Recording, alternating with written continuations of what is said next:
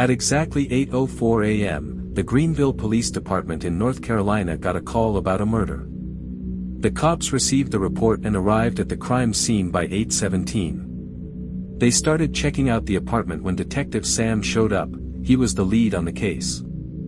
Sam stood in front of apartment 302. Before going in, he just stared at the place from outside, studying every detail to find something unusual, but everything looked normal. Then he stepped inside the apartment where silence hung thick in the hallways.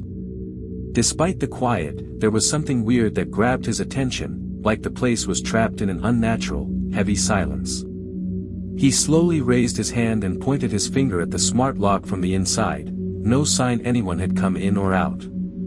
He touched the cold surface and took a deep breath before starting the investigation. The floor was spotless, like it had either just been cleaned or hadn't been touched in days. The white walls gleamed under the dim light. There wasn't a single sign of mess or struggle.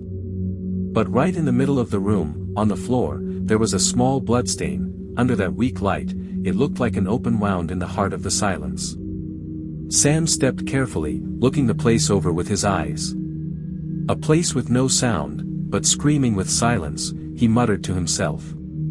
He moved closer to the table on the side of the room, where a smartphone was neatly placed.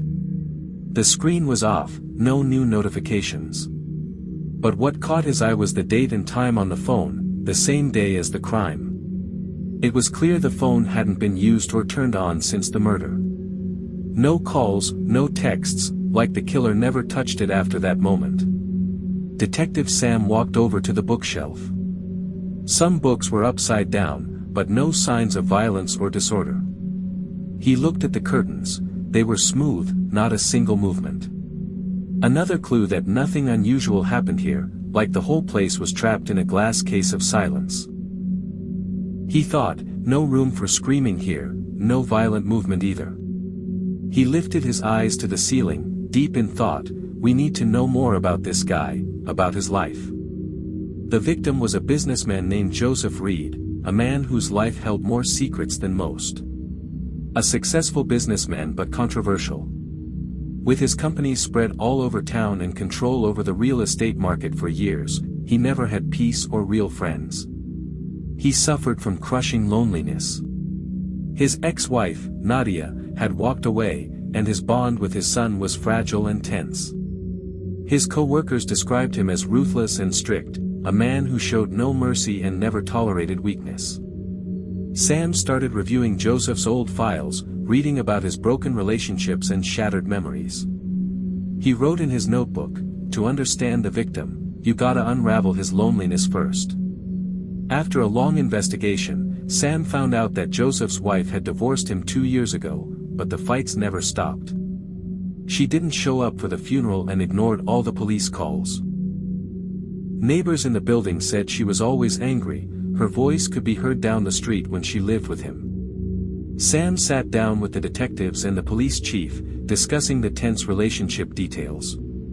He wondered, was her anger enough reason for murder? Or was there something deeper? It turned out there were serious financial disputes, sharp accusations of embezzlement, threats, and deep coldness. When questioned, the employees admitted they stuck around only for the money, nothing more. After the phone was unlocked by experts, Sam read emails exchanged between Joseph and his partner Sammy filled with verbal abuse and direct threats. He asked himself, had the conflict gone all the way to murder? There was also another suspect, Maria, Joseph's housekeeper for 5 years. Very quiet, didn't like to talk much, but she was home the day of the murder and left about an hour and a half before it happened. During questioning, she said, "I left as usual, didn't notice anything strange." But Sam felt her silence hid more than words. He looked into her eyes, like she was hiding something behind that coldness. The last suspect was Joseph's son, Kyle. Their relationship had been cut off for 3 years. Kyle blamed his dad for ruining the family. The detective found an old message on the phone from Kyle that said, "You won't live forever, and then everything will change." Sam read the message over and over. The son's anger was definitely fiercer than anyone else's. But did it go beyond anger to murder?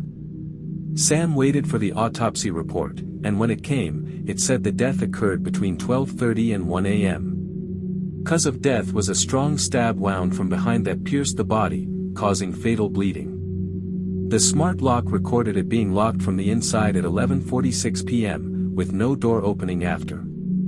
No exit, no entry. Sam sighed and said, "Who came in and didn't leave? Or was there an intruder who finished everything?"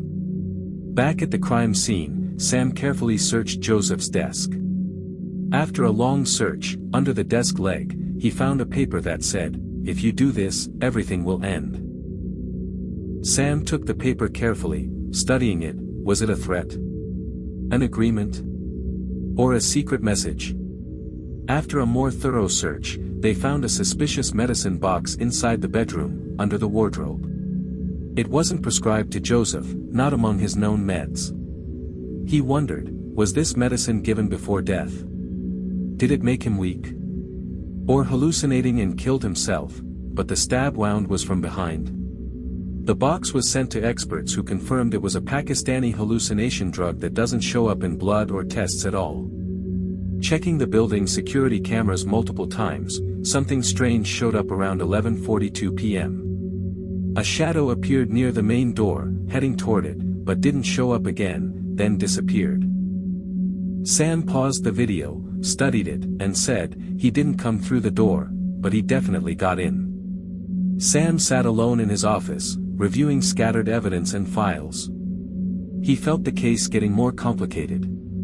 He remembered the torn note, "If you do this, everything will end." What was this thing? Were secrets pulling the strings? He thought, this isn't just a murder, it's an old punishment for a guilt we don't know. He figured the killer didn't just want to kill, but to send a hidden message. Sam sat down across from the suspects, silent, with no confessions or denials. Sharp looks exchanged, like they were talking without sound. Sam calmly said, "I was there. You weren't recorded, weren't seen, but I know you were there." Then he whispered to himself, "Some crimes don't get solved, because they don't start with a knife, but with a word, and end with silence." Sam stood up, slowly closed his notebook in resignation, and closed the case due to lack of evidence. Then he looked straight at you, dear viewer, talking directly to you. Now, it's your turn. What do you think? Who's the real killer? Got a theory?